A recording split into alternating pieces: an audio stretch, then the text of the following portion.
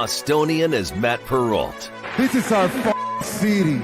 The book is Dave Sharapan. Pay him. Pay that man his money. Together, they are the Bostonian versus the book. You covered! You covered 12! I covered! Follow the show on Twitter at Boston versus the book. How do you like them apples? Bringing you the best insight on sports betting news, Matt and Dave's daily picks, and an entertaining and unfiltered dive into the sports betting industry. Here's Dave Sharapan and Matt Perrault. And here we go.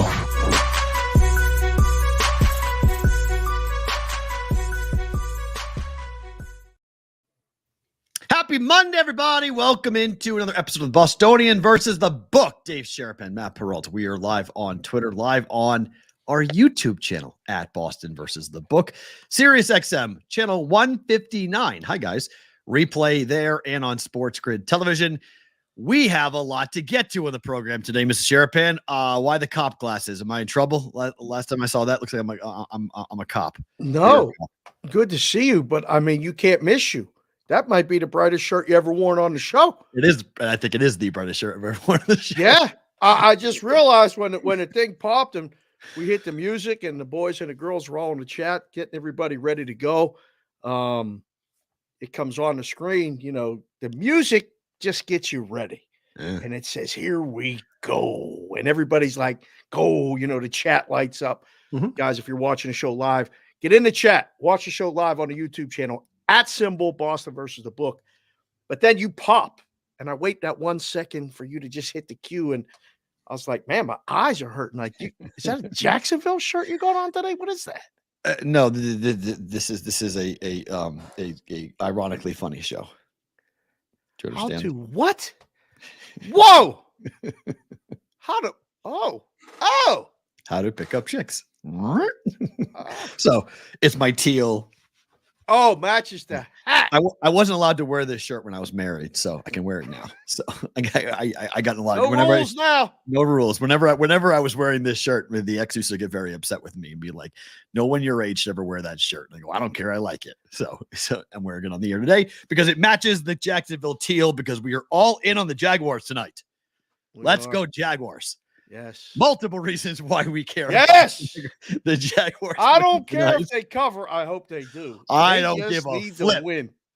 Just win by one. Just win. Well, I hope they win by 100. There's no sweat. Right. There was enough sweats and stuff yesterday. We don't need any sweat today. All right. I'm excited that you can wear whatever the hell you want, whenever the hell you want. That's kind of part of the theme of the show. It's like, that's what we do. So thank you, everybody, for being here. The boys and girls are all piling in. What a weekend. What a weekend's right. We have a lot to get into on the program here today. Okay. I stubbed my toe really badly over the weekend gambling wise. And I'm smarting from what happened with the college football playoff because the one thing that couldn't happen happened. And that was Florida State being left out. Because winning. They could have lost to Louisville and I would have been fine. I bet. Winning.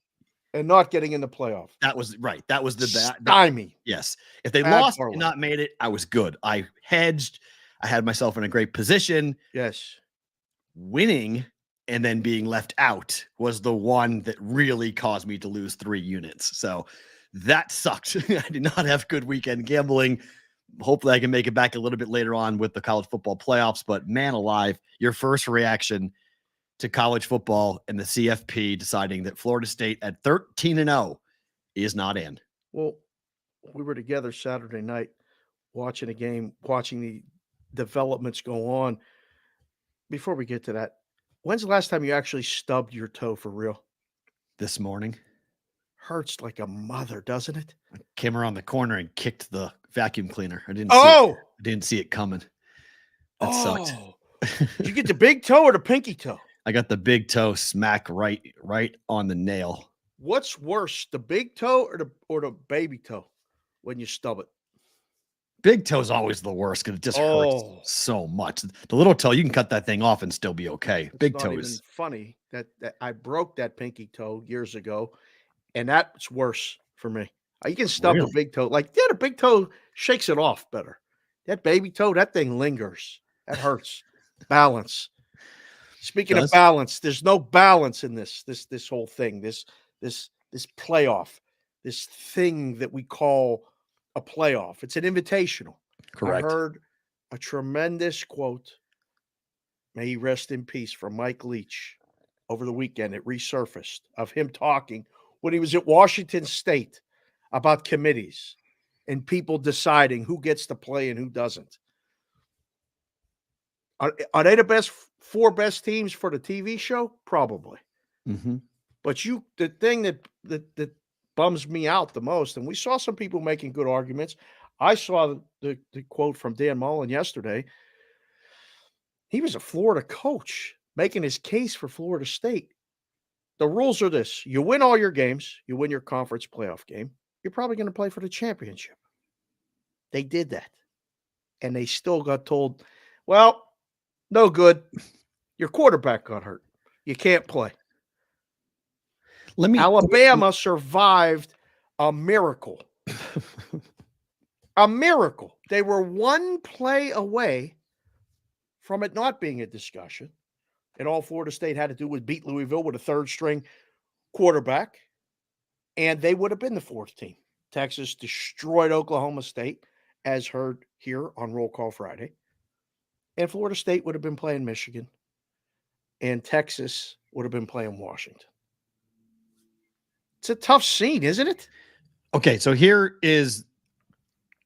this has been one of the craziest, 48 hours on the internet, because everyone has their take and everyone is very angry about this. I mean, you got Jalen Ramsey going on Pat's show dropping F-bombs today over it. I mean, people are emotional. People are really mad and they're frustrated about what has gone on. The problem that the committee simply cannot get around, and this is Dan Orlovsky made a huge error when he said this yesterday, I think it was, maybe I saw it this morning, but he said the Florida State team that got left out is not the same Florida State team that played 2 weeks ago against North Alabama. That team didn't get left out. This team, without Jordan Travis, that team got left out. The major problem for the argument to come up with that is this. This is the bracket. This is after the injury to Jordan Travis. Right. This is going in. This was 1 week ago when this bracket came out and Florida State was 4. Right. There is no way to square this because the committee can say all they want about the fact that, you know what? The quarterback got hurt. The quarterback was hurt when you put them 4. You already knew the quarterback was hurt. Right. You didn't want to hear it. So you pussied out and said, put them at 4 and let Louisville beat them. And then we don't have a problem. Louisville didn't beat them. They won. This is the first time we have seen a team win their conference and be dropped. If they were going to drop them, they should have dropped them after they lost Jordan Travis before they played Florida. Right. It should have been 5. And then they could have gone, you know what? We're really sorry, but we have to drop you down and you're not going to make it. If other teams win out, there's 4 more deserving teams because you don't have Jordan Travis. But they put him at 4, Dave. They put him at 4. And then they decided to come out with the bracket that, they said is the best TV show, right? There's your best TV show. Yeah. Michigan, Washington, Texas, Alabama. 100%. That was mine on Saturday night when I tweeted it out. What's the 4? That's the 4. Right. I agree with what they did in terms of how they seeded it.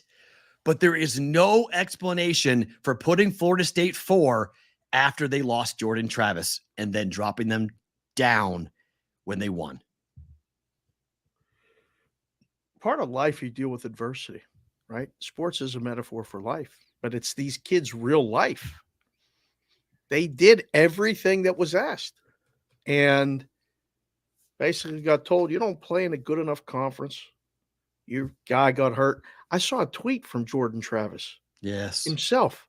Sorry, I broke my leg. Sick. That's so sick that he has to say that. Because he said, sorry, I broke my leg so late. If I'd have done it earlier, everybody would know what this team is made of.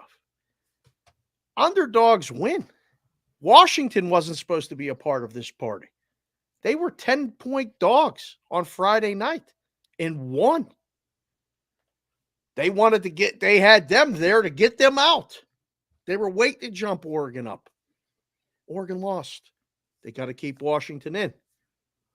Like, the fact that it just feels so reactionary rather than they could have been proactive in all of this. No, they got ultimately what they wanted. They weren't reactionary. I don't think they were reactionary. I think that they were playing this dumb narrative game, knowing all along what they were going to do. They knew. They knew if these teams win. I mean, I said it to you. I've said it off the air, on air. I mean, I can't believe I said on Twitter. The committee sat in a room and said, "Hey, are we really doing this? Are we keeping the SEC out?" No. And somebody raised their hand and says, "What the fuck are you talking about? We're not keeping them out. They've won 11 of the 13 of these things. You're going to keep them out? Come on, bro. What are you doing? Stop that nonsense. Go to the next one. Alabama's in. Who's next?" Like, that's how that went. So, like, this was always going to be a problem. I really think that Texas was in more peril. If Alabama won, they were in. If Georgia won, they were in. There was not a question. I think Texas getting in was in more peril than the SEC champ getting in. Yeah, I can see that. Sure. Yeah, absolutely. I mean, Washington should have been, I mean, to me, it's weird. The undefeated nature of Washington and the undefeated nature of Florida State. Everyone's saying, well, if Michael Penix got hurt, Washington would be a totally different team. But where would they have put Washington if Michael Penix had gotten hurt? Because they put him 2 or 3 or 4 the entire season. Like, it was just... If Jalen Milroe got hurt, Alabama would have 4 losses. Probably so. They barely beat Arkansas by 3. It took a miracle to beat Auburn by 3. Right. They took Texas from 7-3 and passed over Florida State, where they didn't pass over Florida State the entire year. They were never ranked higher than Florida State. Remember, come October, they were never ranked higher than Florida State. Florida State was always higher than Texas. And yet Texas goes to 3 from 7-3.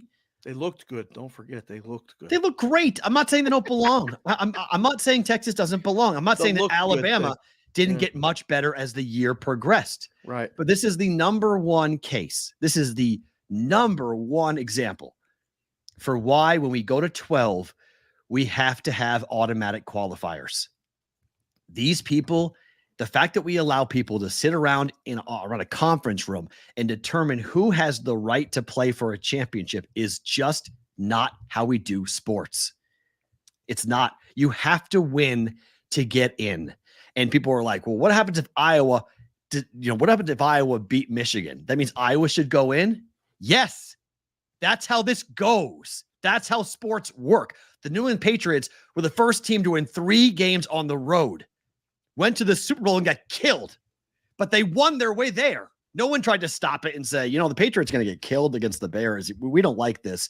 Take the Dolphins. I know the Patriots just beat the Dolphins, but take the Dolphins because they'll be better. They have Dan Marino. They'll be a better team to face the Bears than the Patriots will. That's what college football does. It's ridiculous. The one game nature of all of this needs to be more of a factor. Florida State can game plan for 4 weeks. Fair. Get their number 2 guy healthy. And come up with a game plan that would make a game against Michigan competitive, let alone win. That's why they play the games. TCU did it last year. TCU found their way into the playoff last year. Nobody thought they had a shot. And they went and won the semifinal. They got destroyed in the final.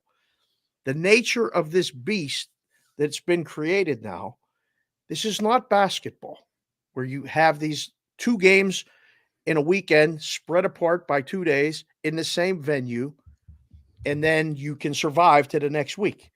Practice, game plan, have a hot shooting night, win a game as a dog, and then get to the Elite 8 and maybe get to the Final Four.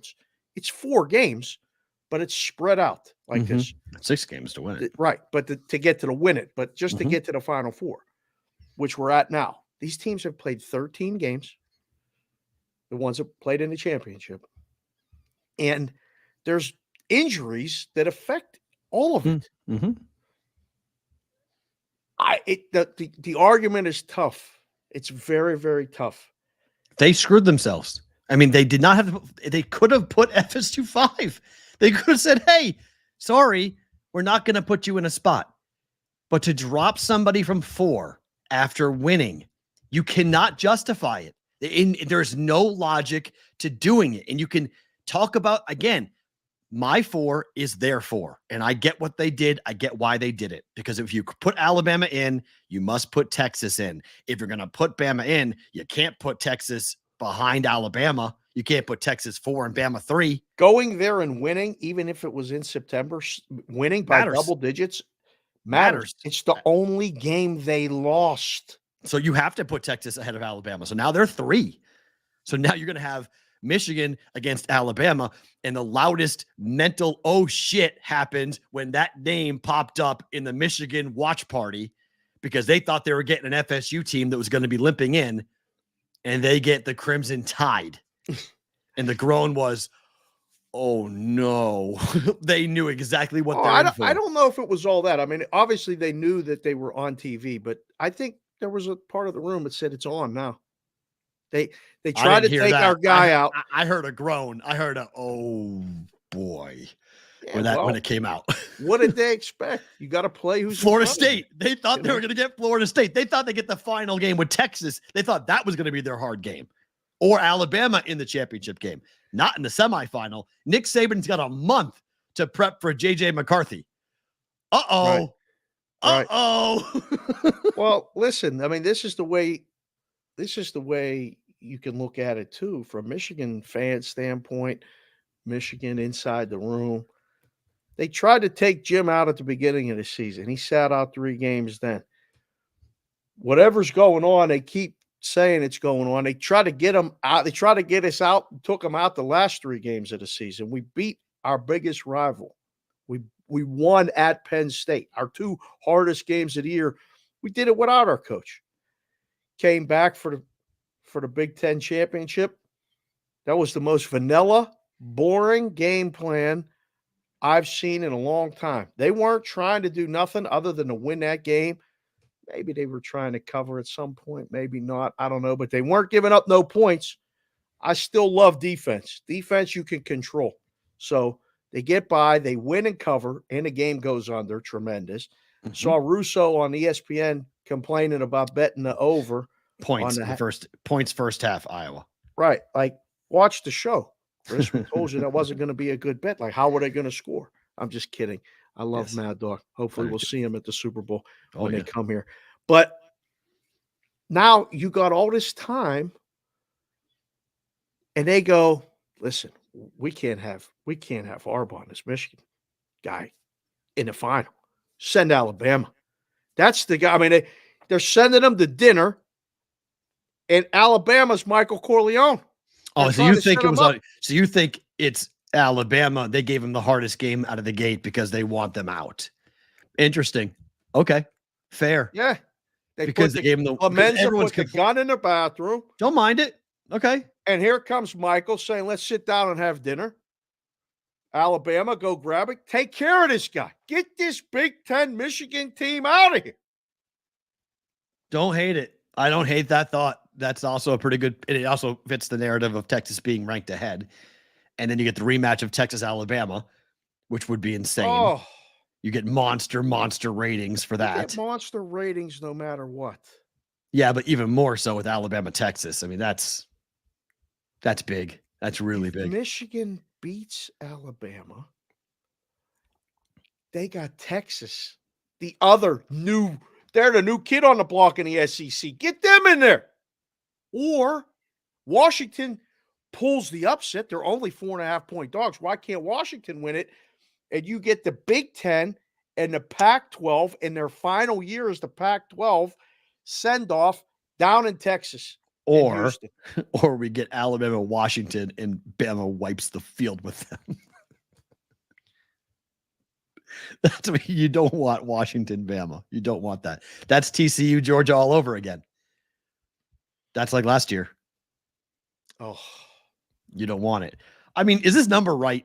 I mean, why is Michigan favored?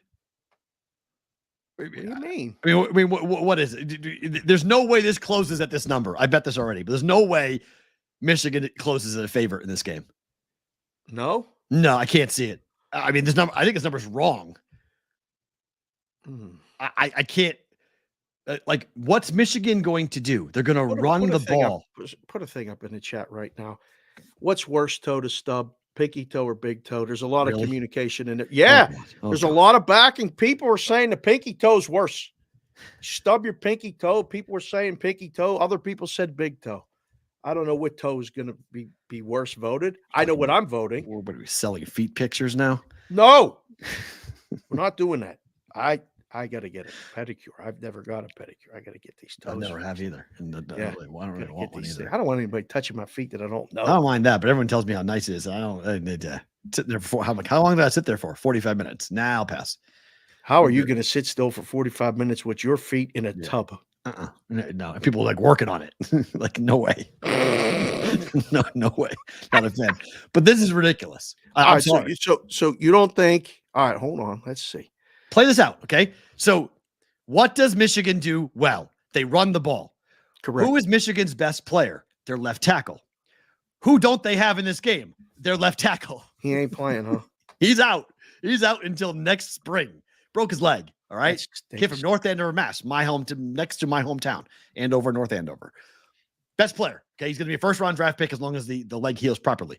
Right. So their best lineman's not there for the biggest game of the year against the most difficult team they've played all year. Focus on the conversation.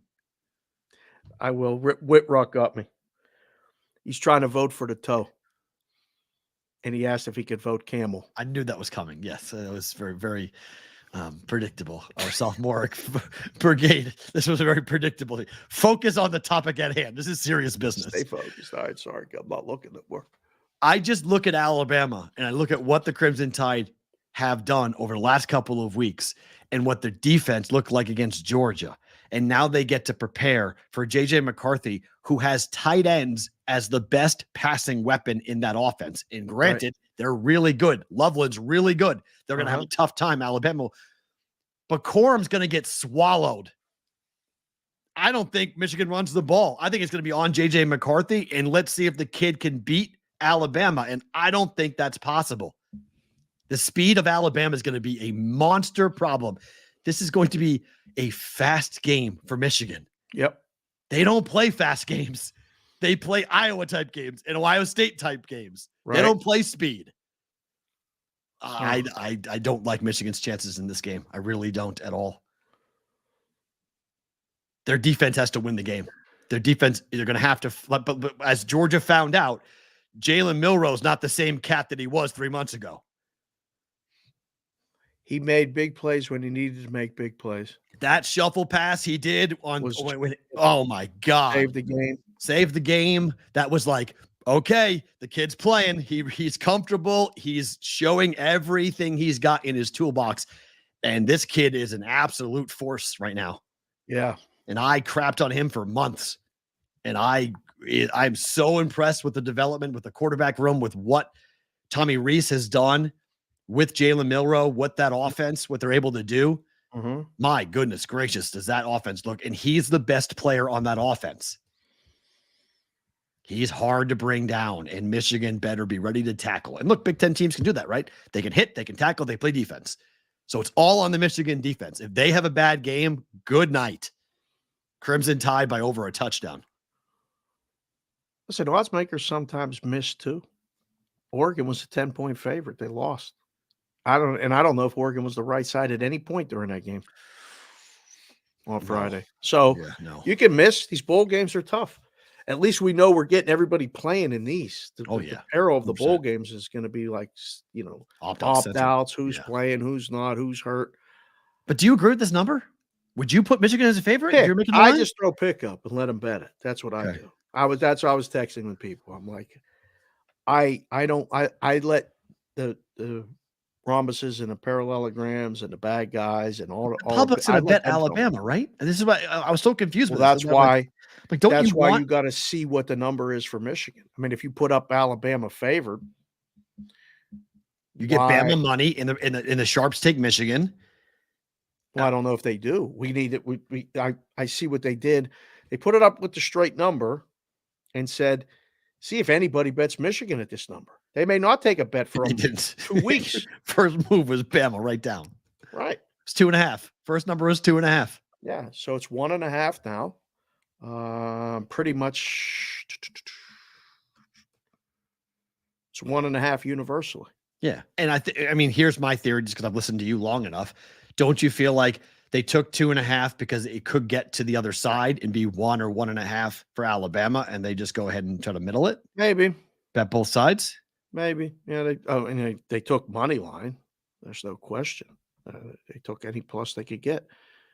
Yeah, I think if you ask 100 people today who's going to win this game, what do you think? 90 say Alabama? I don't know if it's that high. I was going to say 75, but It's there's a lot of Big Ten fans who are going to say Michigan's going in there and they're going to take down Alabama. I mean, they're carrying the flag for the entire Midwest. I mean, even Buckeye fans are going to be cheering for Michigan in this game. Wow. They hate the SEC. They hate Alabama. This is pride here. They want Michigan to go and lose to Texas. The second that they're off this game, they'd want Texas to beat them. I mean, there's another team. Ohio State was 5th. They got passed by everybody because they didn't play. Now, they didn't win a conference. But that was right. They were still the 5th best team. Well, just move them down before. Right. Yeah, move them out. Don't even give them right. Because Ohio State people are like literally trying to make a case that they belong in this thing, which is laughable. Like, yeah, I mean, like Joe You the don't Fat belong in this Panda. Like, I love you, Joe the Fat Panda. You but don't belong. Ohio State couldn't be in this discussion. No. If Georgia wins, they're in. Yeah. Georgia people are saying they could probably be in even with the loss, the way they lost. They could have. So. I mean, it's a decent Under what situation? You think Texas loses and Florida State If loses. you were putting the 4 best teams together, Georgia is one of the 4 best teams in America. Are they? Because of they Yes. didn't lose 29 games in a row? They are. Georgia and Alabama both are 2 of the top 4 teams in the country. No, not even a question in my mind. They're 2 of the top 4 teams. It would be Georgia, Alabama, and then you could argue Michigan, and then whoever 4 is, whatever you want. Is Ohio State better than Washington? I don't know. Maybe. Yeah, I could listen to it. Is Texas better than all 3? Yeah, probably. So if I was building my best 4, it would be Alabama, Georgia, Texas, Michigan. But that's not what we're doing. Even though the committee changes their mind every 2 seconds. Right. It's the best 4 teams. It's your resume. It's who you beat. Doesn't matter when you beat them. Yeah, conference championship matters, but kind of not. Like, it's ridiculous. Like, they were trying to say whatever they had to say publicly to get to the 4 teams they have right now. Take Alabama and Georgia and make that interchangeable. They were going to put 1 team in from the SEC, guaranteed. No one was going to allow that to happen because it's a TV show. And you can't leave the most passionate fan base on the sidelines. Right. Can't happen. Not by choice. We'll have to ask some Ohio State people if they're pulling for Michigan, because I think they hate Michigan more than they hate Alabama in the SEC. I don't know if they're like at Penn State. I'm rooting for the Big Ten a lot of times in these situations, but Ohio State, Michigan's different, man. I don't think the semifinal is different than the final. In the final, I totally understand. They will. I mean, that's hard like for saying Michigan Auburn's rooting for Alabama. Auburn fans are rooting for Alabama against Michigan. I don't know because Auburn doesn't hate Michigan. Like Auburn doesn't have the same level of like. Right, they ain't rooting for Bama. So my point was be like, if Bama was playing a team that Auburn hated, they would cheer for Alabama. Yes. The difference is Ohio State hates Alabama. They hate the SEC. So they'll cheer for Michigan in order for that win to happen, knock out Bama, and then they'll cheer for whoever's playing against Michigan to knock out Michigan. Oh, no. But they want Michigan gone. They want Alabama gone. This number was somewhat surprising. So Washington beats Oregon, big win. Texas beat Okie State by 100. I thought this number would be higher. 4.5 seems light. No? A lot of respect for Washington amongst finally people that, well, no, just just by a small sliver of people, but people with bags. They bet it, bring it back down. I don't know. I was talking to some people last night via text that, we've hung out with in the books and jump around and make plays and do kind of stuff. They think Washington's live to win a game. Very much so. At some point, somebody's going to give them credit. Texas's DBs are not good, and Washington can throw on anybody. So yeah, I can hear that. I thought the number would be 6.5. I thought it would be higher, just because I think Texas is going to score a ton. This game's flying over. This is going to be one of those like USC versus Texas type games. 41-38 type final. Right. This is an absolute shootout. This is crazy offense. And the Rose Bowl usually lends itself to an over game, but that game feels like a dead under. Which game? Michigan? Bama and Michigan game? Yes. That one feels like an under. This one feels like an over. Over. I would agree. And again, it's December 4th. We have contrasting styles. 28 days to talk about this. But I may bet both of them soon because I want these numbers. I don't want these numbers to run. I took the 1.5 because I don't think Bama's going to wind up be catching points at kickoff. So I was like, all right, take it now. But the over in this game, I think that this is how. We got people in the chat. This is phenomenal. JPC the fourth, Claire Check said F Ohio State. I'd never cheering for Ohio State. Okay. And Johnny Parlay, JR33312 said, I'll find as I'm cheering for Michigan in one of these matchups. As soon as I hear the Michigan fight song, I start hating myself. That's an Ohio State. Okay. I hear you. I hear you. It's real. 59% said the pinky toe is the worst toe. Pinky toe. So there you go. Yeah. You stub the big toe though. That thing you can't walk. You stub the pinky toe. You can't do anything for what feels like a week. Some other bowl games. Oregon is laying 14.5 to Liberty in the Fiesta Bowl. What part of the mess of this is then the mess afterward? After you get the 4, now we have to put this team with this team and this team with this team. This feels like such an odd matchup. And it's so big for Liberty. A gigantic spread. It is, but this is literally a Super Bowl game for Liberty. They have Oregon on a neutral in a monster bowl game. Oregon could not care less. Early in the morning at 10 o'clock local time in the morning in Arizona. Oregon is ripe to be taken down here. Sleepy. This is going to be very. Does Oregon have anyone in the game? Like Bo Nix is not playing in this game. Like who's going to be the quarterback? Who's playing? I don't know. It's going to be a tough kind of like tough sell speech for the tough Ducks, everything. right? Like, hey, I mean, look, like Dan Lanning's personal. It's Dan Lanning's a really good coach. Playing for clicks, we're playing for hits. All the what is he going to use for this one? Liberty is bringing everybody. I mean, everyone. That is a very unique fan base, and they are going to have everyone there. Like, it is going to be, I'll be very curious. I would say 60-40, maybe 70-30 Liberty in that building. Oregon people are deflated. This is not a good bowl game. It's an easy bowl trip. There's a lot of Oregon people who live in Arizona, so that will be an easier trek for them to go. Yeah. But other than like the team charters going from Eugene, I don't see a glut of Oregon people being like, yeah, let's go to the Fiesta Bowl to watch Liberty. Nah, no, thank you. The same thing goes for the Orange Bowl. I mean, Georgia and Florida State. That press conference last night was awesome. Both those coaches wanted to do anything but talk about this game. At least this game's on the 30th on Saturday. Okay. So I think we'll at least get interest in this game, but not from the teams participating. Although the sell for Florida State is, look, I need you guys for one more game. Right. All right. We got completely shafted. Let's go show them. Right. Let's go beat Georgia. You're 14-point dogs. We got the second or third string quarterback. Rodemaker, yeah. We got 4 weeks to figure this out. and for 60 minutes, we win the game, and we're undefeated forever. That will be forever. It's just like Johnny Moxon. Let's go be heroes. Mm-hmm. I don't know. Who in the hell is going to play for Georgia? It's a great question. What the? I bet Carson Beck plays, though.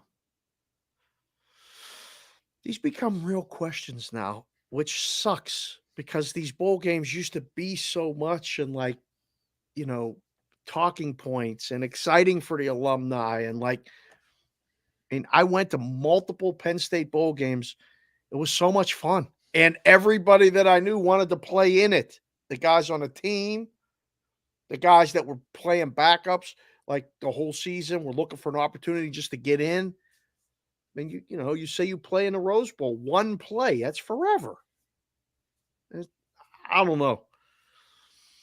You like a side in this game? I mean, it got to be the dog, no? Yeah.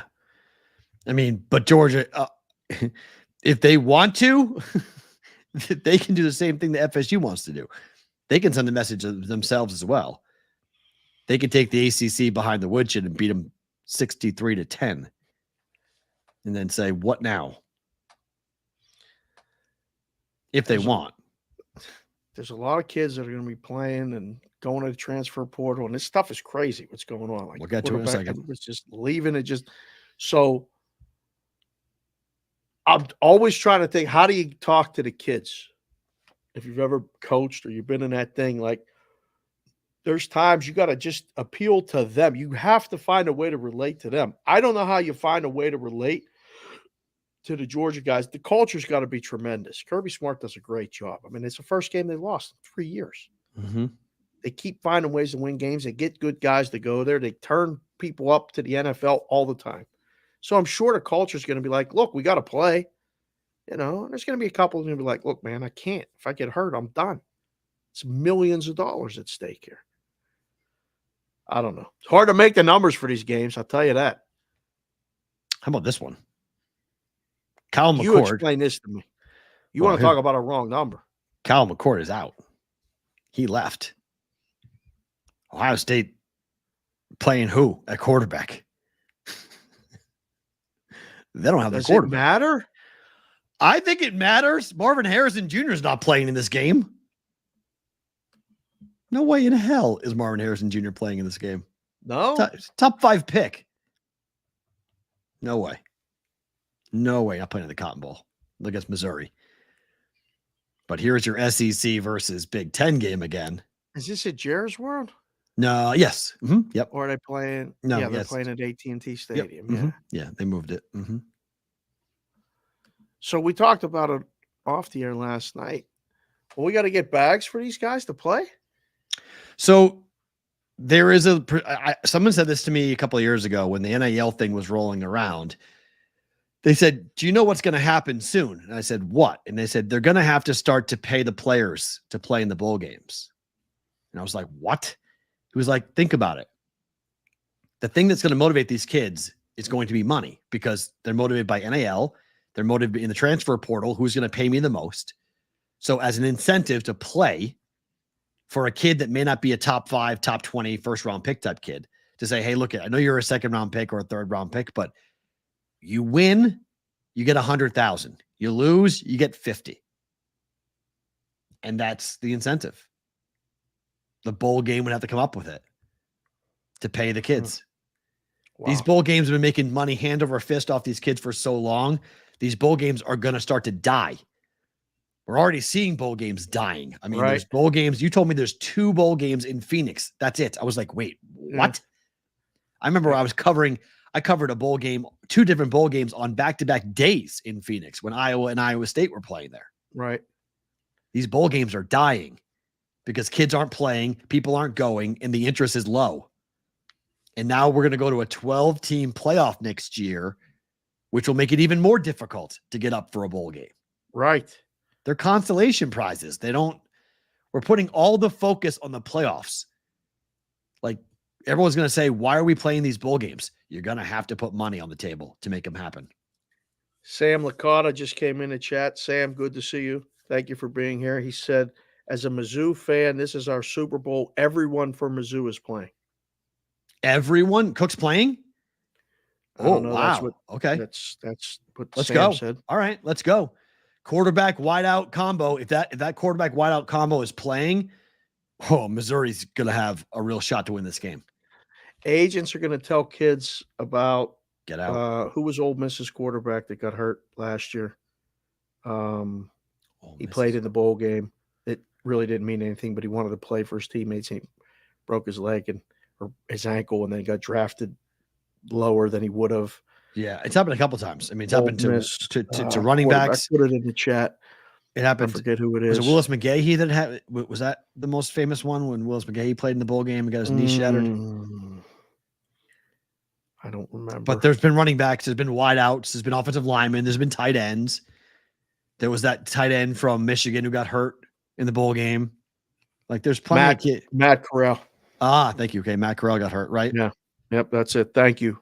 So thank you. There's been plenty of kids who you have to be comfortable with the idea that you may get hurt, and if you get hurt, you're gonna sacrifice a lot. But maybe you're willing to do that because the memory of playing with your friends and your teammates is better than any amount of money that someone's going to give you. I mean, it is true.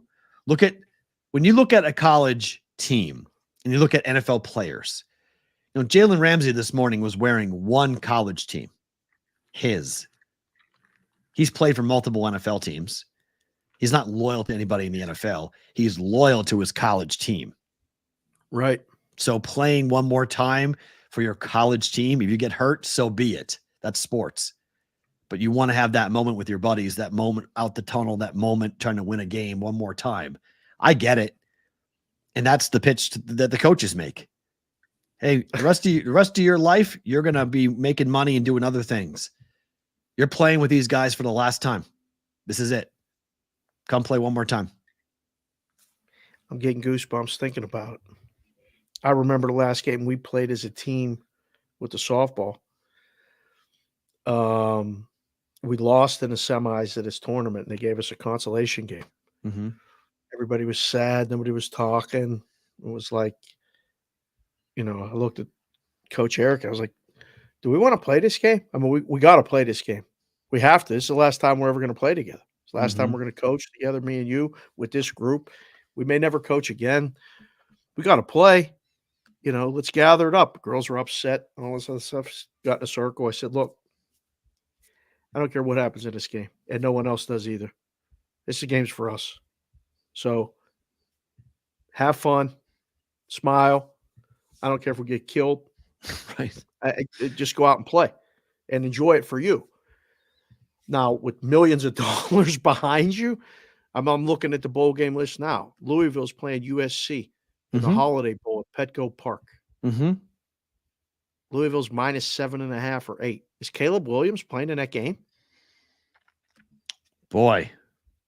Why in the hell would he play in that game other than what you just said? He got the most to lose, right? I don't know. Maybe he wants to fight the narrative that he's a me guy. That he wants to push that down. But you're right. Or maybe the kid behind him is really good. Because Louisville is not very good. Like they lost the last 2 games. They're 7.5-point favorites. Louisville is favored? Louisville's 7.5-point favorites. Oh, so Caleb's not playing then. Yeah. So sorry, I misheard you. I thought FSU was favored or USC was favored. Oh. Yeah, no, he's not. He's not playing that game. Why would he play in that game? Why is anybody at USC playing in that game if you're draft eligible? Lincoln Riley might get fired. You play all these games. You do all these practices. I mean, and it's like the movie Rudy. Like this is the way you want to go out, sitting out, being cool, thinking of yourself. It's a team game. I don't know. I don't know. It's not a team game when it comes to the coaches. That's the irony of all this, right? They do the coaches look for themselves all the time. There's no question. And as the player, you start to realize, what am I? Coach, you told me all this for 2 years. You just left. You sent us an email. Right. You sent it in the group chat. Thanks. Appreciate it. I'm out. Yeah. I'll see you guys around the way. And you just left. I mean, this is a business for a lot of people, first and foremost. We're talking about it being games. It's a business here. And kids have learned that. Kids have learned it the hard way. That's why I don't blame the kids either way. Right. You decide hey, you guys are doing what you're doing. I'm doing what's good for me. You want to do what's good for you? I'm doing what's good. That's why the transfer portal is there's no honor amongst thieves here. This is just, so if you got offered to go coach at XYZ school and they tripled your salary, would you go? Because that's what I'm going to make $1 million to go somewhere. You guys going to pay me $1 million? Well, no, we can't. Okay, well, I'm going. Sorry. Because you would go. Lincoln Riley came out and said Caleb's not playing. Okay, so there you go. He's done. He's done. That makes sense. You guys are favored against Ole Miss. Does Penn State care about this bowl game going to the Peach Bowl? Chick-fil-A Peach Bowl is a fun game normally. Normally, it's pretty high scoring. Not sure it's going to be this year, given your offense. Yeah. High scoring in Penn State? No. It doesn't even sound like that belongs in the same breath. Yeah, this is a different type of ball game for those folks that go to it every year expecting offense. Unless Ole Miss can go ahead and Jackson Dart's playing and you guys give up a bunch of points. But is he playing? I don't know. I think Penn State is going to smack Ole Miss. If they play the way they're capable of playing. Can you imagine if we have a Bostonian BvB bowl game someday? I don't want a BvB bowl game. No? No. It's like Barstool doing the Barstool Invitational stuff. No one goes to those games. I guess. They're trying. I mean, Barstool's trying to do all that stuff, and it's working kind of. It's expensive. Right. They're losing money on it at the moment, and they're trying to, play the long game with it, but I can't stand these things like where who's motivated, who's not, who's playing. I mean, aren't a lot of the kids at Penn State coming back? Mm-hmm. Yep. Those are the teams I would favor that have kids that are playing. Yeah, it's important for your quarterback too, for that matter. That's what I'm saying. I mean, your offense needs to put together some. This is a good game for Penn State, just from the practices. That's the best thing about the bowl game is not the game itself for a program. It's the practices. You get 21 practices heading up to the game. Right. You get to work on next year start to install next year's offense and work on and really have competitions for next year. Who is your starting left tackle? Who's your starting running back? Who's your starting wideout, right? You work all those things in. So the bowl practices are way more important than the bowl game itself. The game is fun. It's an exhibition, but you take what you've worked on, what you're practicing, and you roll it out in the bowl game and you see what you got. And then you go back to the spring game and you work on that. And that's the rhythm of college football. The problem that this is now we've got the transfer portal open with money flying around saying, hey, leave Kyle McCord. Don't be a part of this. Ohio State's going to bring in a new quarterback. You should go somewhere else. Okay. He's going somewhere else. So the quarterback who's going to be playing in the bowl game for Ohio State this year is not their quarterback for next year. So the bowl practices now have been dramatically diminished on the impact that they'll have on the program for next year. So that's the problem with all this. It just, it's problematic. What was problematic was the bar in Iowa. Wow. Who decided X Golf in Cedar Rapids, Brommel Camp. That is a indoor sim golf bar. How about that?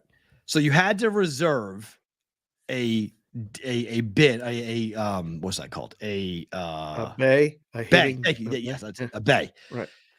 You had to, if you reserve the bay during the game, they served free beer until Iowa scored.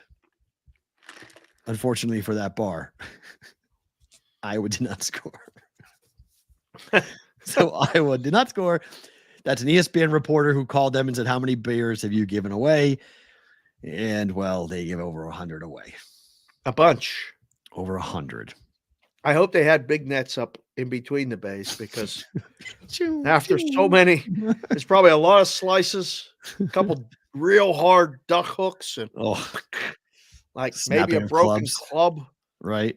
That's a lot of beer. But they were never scoring. Did you feel? I mean, we watched a lot of that game together. Did you feel like they were going to score? I did not think they were going to score by any means. Look at this. If the Rose Bowl holds, Michigan being favored would be the first time Alabama has been an underdog to a non-SEC team in 77 games.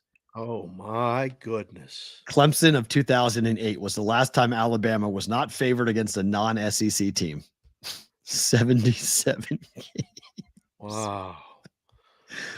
Bama's going to be a favorite, guys. Just telling you. If that game kicks off, Alabama will be laying points.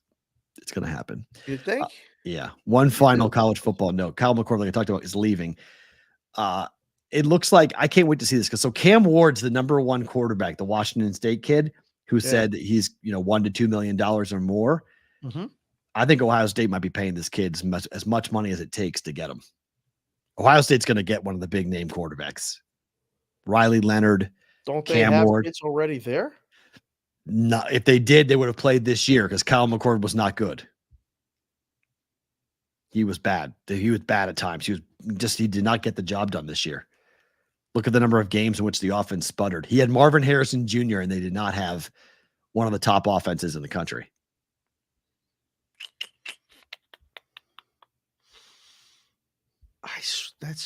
It's become like a year-to-year deal.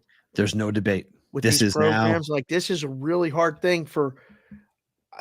I know why the coaches are doing what they're doing because it literally is a year-to-year. You come, nobody's coming to stay for 4 years. Very rare. And how are you selling kids that you're recruiting? Come here for 4 years. I might not be here, but you can stay.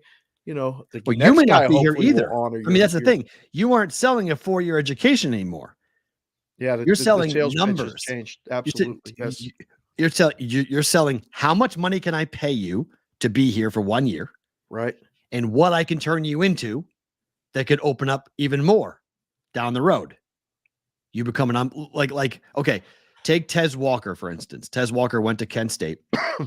He had a whole mess load of COVID thing transferring here and there, bounced around. He goes to UNC, going to make bank if he wants to go out. He wants to go somewhere right now and go transfer. I mean, somehow, some way, there are guys who have been like Dylan Gabriel has eligibility left. Grayson McCall, has eligibility left.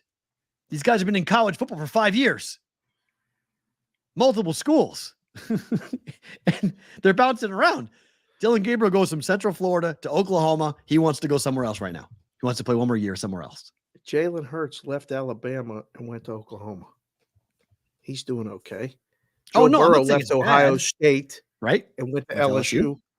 He's doing I'm just okay. saying it's different now in terms of like where these kids are going to go to school. It's your scholarship is year to year. Kids don't really know that, but your scholarship is year to year. I found that out when I was talking to coaches for the kids that I was coaching. It renews every year, but they can rip it up and say, okay, we're giving it somebody else if it doesn't go the way that they wanted it to go. Or so that's a problem. If you give them an excuse, don't perform in a classroom, aren't a good practice player, a terrible teammate, whatever the reason they want to come up with, they'll say, hey, it was nice. Good luck. I got a kid who's more hungry than you, younger than you, faster than you. You're gone. Good luck. I'll help you. I'll write you a letter.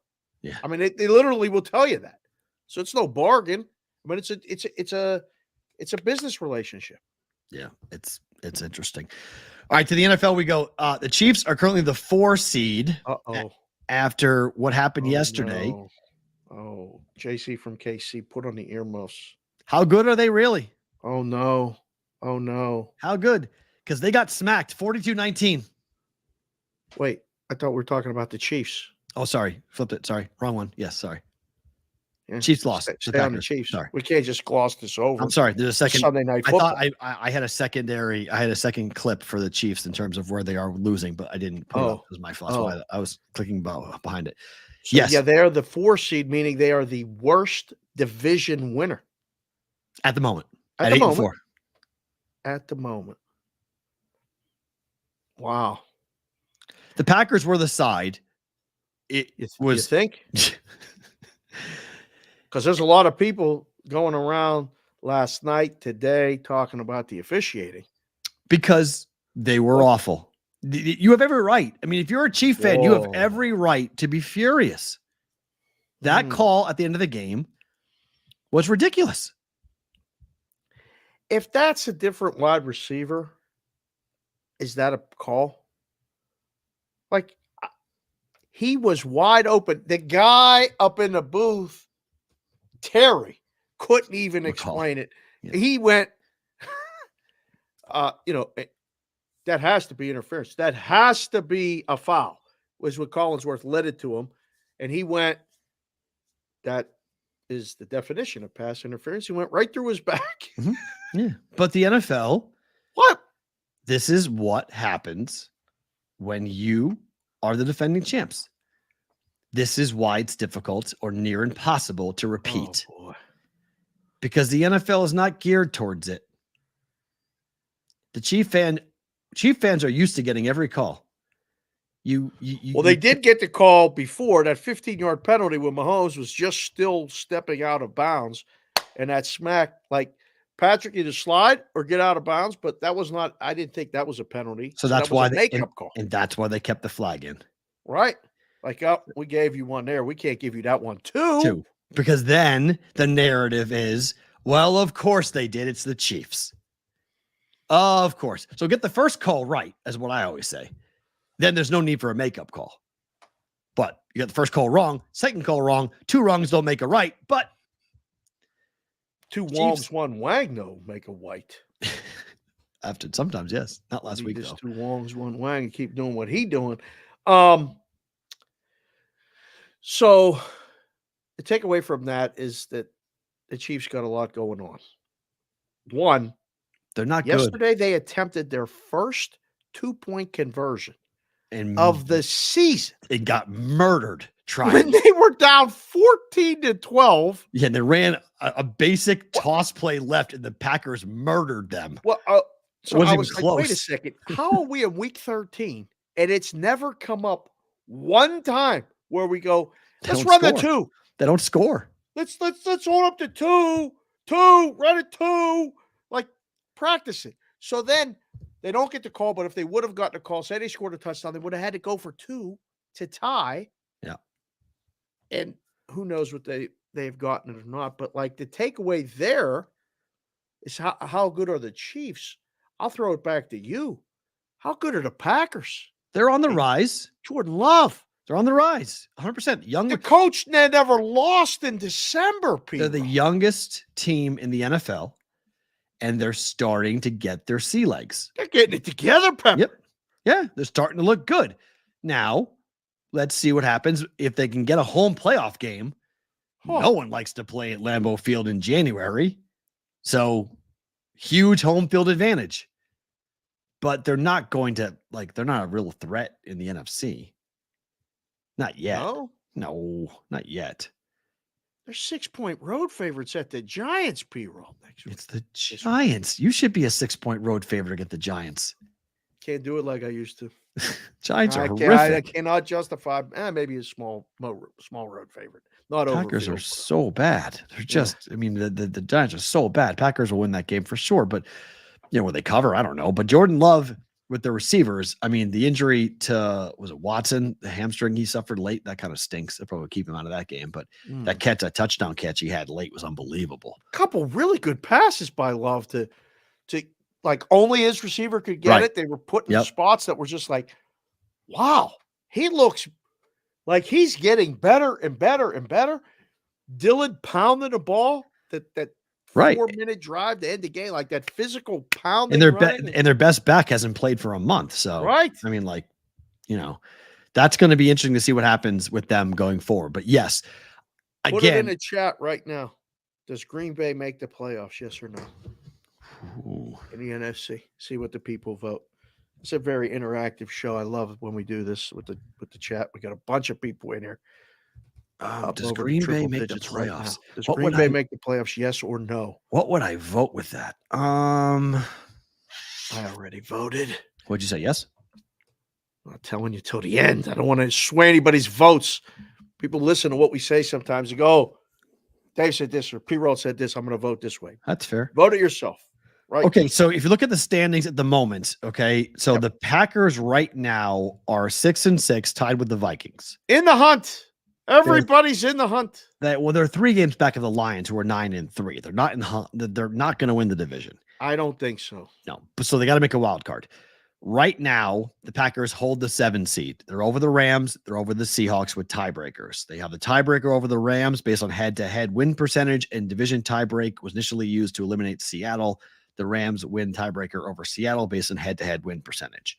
So that's why they're the 7. They're the 6. So they're 7 seed at 6-6. Vikings are the 6 seed. They're 6-6. Then it goes to the Cowboys at 9-3 because they're the best wild card team. The Falcons are 6-6. They lead their division somehow. Lions, 49ers, Eagles. Okay. The Packers are not better than the Cowboys, Lions, Niners, or Eagles. So make the playoffs, but they're not going anywhere. Right now at FanDuel, the Packers are minus 215. Yes. To make the playoffs. The Vikings are minus 130. No. Huh. Okay. So the schedule for the Packers: at the Giants, home for the Bucks; at the Panthers, home for the at the Vikings, home for the Bears. That sounds like a pretty favorable schedule to me. Highly likely they go 10-7. I don't want to say. Are they coming? Are they coming no. to the Super Bowl? No, they're not. They're getting out of the first round. No, they'll be lucky to get out of the first round. But imagine Packer fans come here. Oh my goodness. They already God did. Bless you, sir. They already did. They played all the people that came here be like, we'll be back in February. They played already. Let's see. Vikings schedule. The Vikings schedule is the following. They play at the Raiders. Oh, they're here this weekend. Okay. That's right. Come on. At the Bengals. Yep. Home for the Lions. Home for the Packers. At the Lions. Oh, that's why. Oh, that's why the no is favored. They got to play 2 of the final 3 games against the Lions. And the Lions may need the game for a variety of reasons. Seeding, number 1 seed. So bad news for the Vikings there. Wow. But the Chiefs are going to be in a lot of trouble if they can't find weapons to throw to. And I don't think they're going to find them this late in the season. They are pedestrian on offense in ways that we haven't seen before. With Patrick Mahomes, the Chiefs. This is the most pedestrian offense they have had in the Mahomes era. It's the worst receiving core they've had in the Mahomes era. Is your girl going to go to any more games? She did just stop. I mean, just like, I hope she stops. I do. I'm so sick of the pregame shot of Taylor Swift and the walking in. I don't care. I don't care. They had to show Simone Biles. You're a Taylor Swift fan. Yes.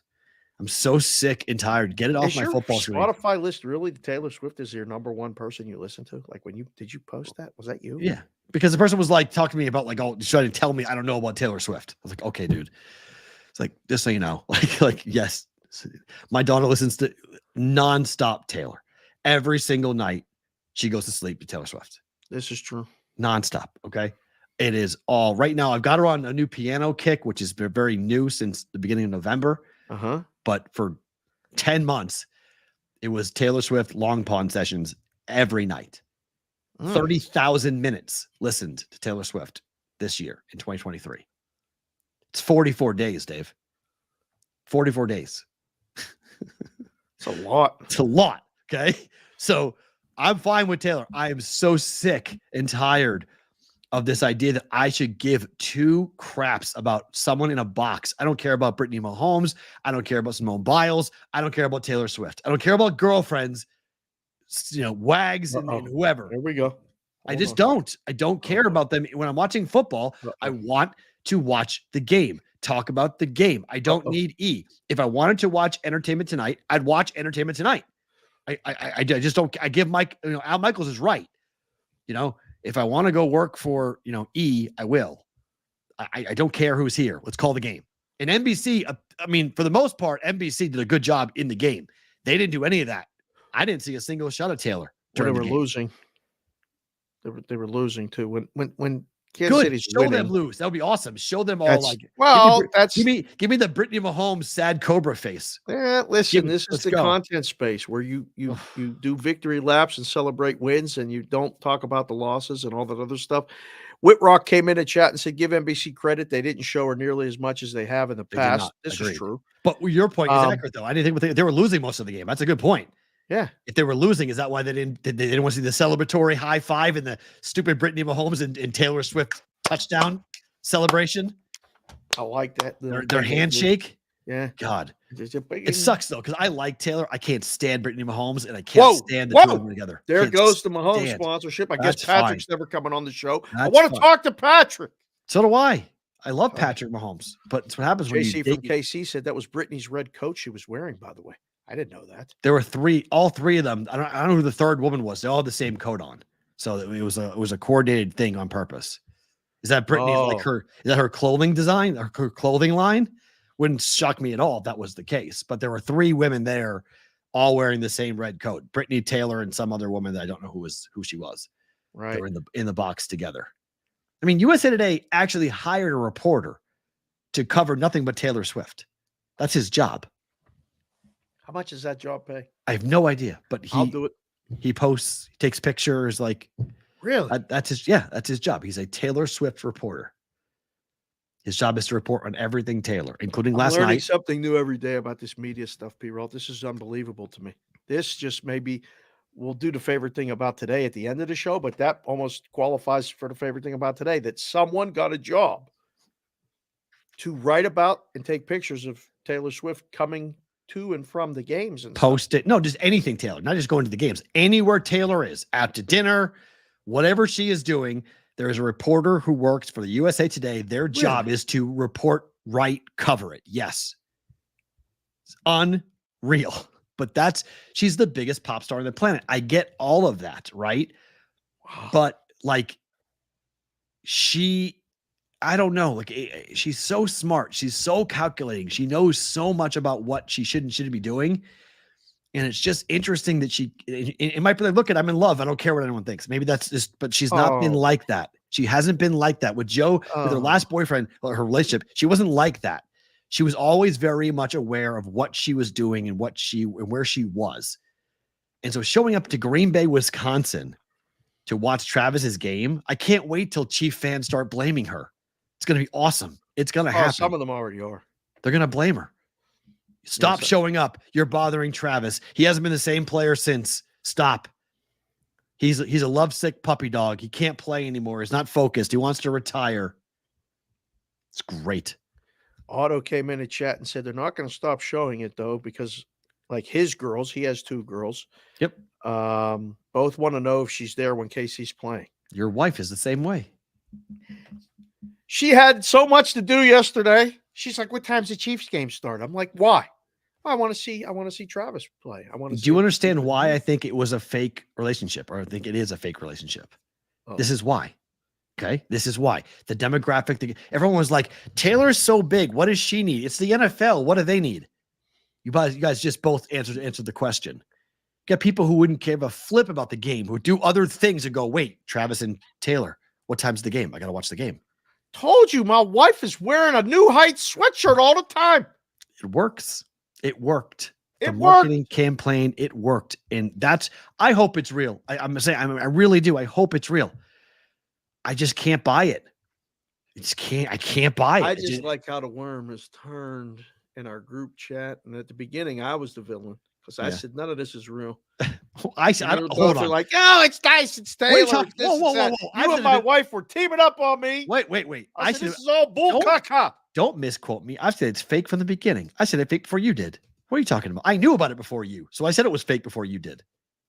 I called this out from the get-go. Then you placated her because she thought. No, I said, I hope it's real. And I said, maybe it is. You go, maybe this is something that's special. Maybe this is something that can. But I'm not. I still am on the sidelines. It's a hard life. I mean, like, this is a hard life. She's that deciding to hang out in Kansas City, get a mansion, this and that. I mean, my wife is texting me in between saving lives, which is what I tease her that she does, but she does save lives sometimes. She's texting me, "Hey, she's in Kansas City. She's hanging out for the weekend. They're doing it." Stop. Get the presents and stuff in order that we got to get these things out. What are you doing? Focus. Talk about me focusing. Agreed. Unbelievable. Focusing is what the Eagles defense needed to do last night, and they did not to come through. 42-19, they got worked over. They looked tired. They looked somewhat overmatched.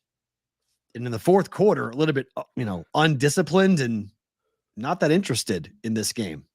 Nah. 3 games in 13 days against top-level competition. It all caught up to the Eagles. Everything caught up. Game was going perfect in the beginning. They got a couple stops, and then they had a lead, but they only kicked field goals instead of touchdowns, and everything started working. The misdirection started happening. Shanahan and the guys that called the plays for San Francisco said, we got all the tools, use them. Bam. There's Ayuk. There's McCaffrey. They're running misdirection. Kittle getting open. Purdy dropping wherever he wants to go. And then, Debo. Like, they got all the tools. They got all the weapons, and they were healthy. This made perfect sense. You got a feel for it. As soon as it started to happen, it was like, this is a runaway train here. There ain't nothing Philly can do. Then Hurts got hurt, had to go in a tent. Dom got into a fight. Dom got ejected. Dom. Did you see Dom on the sideline? Why was he that close? It's a huge problem for the NFL. There's going to be some real, things are going to come out of that, because that never should ever have happened. It was really bad. Like, you got one of the best players for the Niners defensively to be thrown out of the game. Yeah, that was not, like in hockey. Sometimes you get a guy to, get a guy off the ice, and it's a good trade-off for the team that, you send a fourth liner out and poke the bear, and you get the number one scorer off for 2 minutes. Right. That's the move. You traded a all-pro linebacker for Dom. And Dom, you got to go. What? Yeah. You're kicked out too. Oh. If they had won that game, oh boy, he would have been, a legend more than he is now.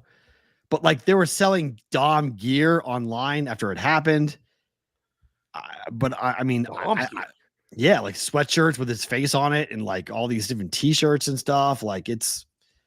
But Greenlaw is a hell of a player, and to have him be ejected for the head of security for the Eagles, they take that every time they would do that. But there's going to be repercussions. My gut tells me that guy might not be allowed on the sidelines ever again in the NFL. Like, you can't be you're not on the team, dude. And you're putting your hands on a player in the game. Is he the security detail for Sirianni? For the entire team. He's head of security for the Eagles. Well, I don't think you can be that close to this, like the game. You can be on the sideline. You can't be on there's a lot of people on the sideline in an NFL game. This is going to become a problem. That guy in New Orleans. He was an official, though. That was a chain. I know, but there's snapped his kneecap. Enough people away from everything to just when an official was holding the sticks and like, hey, man. How about just hire somebody who can run? Move? How about hiring someone who's not 75? Run. Hire someone who actually can move. It's an athletic event. How about somebody who's capable of moving his body quick enough to avoid when a guy like Kamara is coming to the sidelines, so his knee doesn't get turned into an L, because that's what happened. That was he screamed. I've watched it like 5 times. I don't know who the announcer is, but the fact that the guy is howling he's on the ground screaming, and the referee is like, it looks like the broadcaster's like, looked like one of the chain gang guys may have gotten hurt. Like, he may have gotten hurt, dude. Well, somebody probably said in his ear, "We're cutting away. Don't say anything." Like, who knows, right? Maybe. Because I don't know. Because you could hear the guy screaming on the mic. You could hear his leg was like this. It was an L. It was an L. It was an L. Literally, his knee, dislocated kneecap is what they diagnosed it with. I had just changed the channel because we had the games on here. We did not have the Steeler game on, which set off a whole rigmarole in the house with Grandma and Papa. They were not happy with the choices that the national TV people made. Wow. But we had Saints Lions, and we had Denver and Houston. So I'm watching Saints Lions. And then it was 21-0. I'm like, this is unbelievably. I'm so glad I didn't fall for the Saints again. Right. Like in any contest, told everybody, just leave it alone. Like, let it go. So I was watching it, and then I saw it online, and I was like, oh my goodness.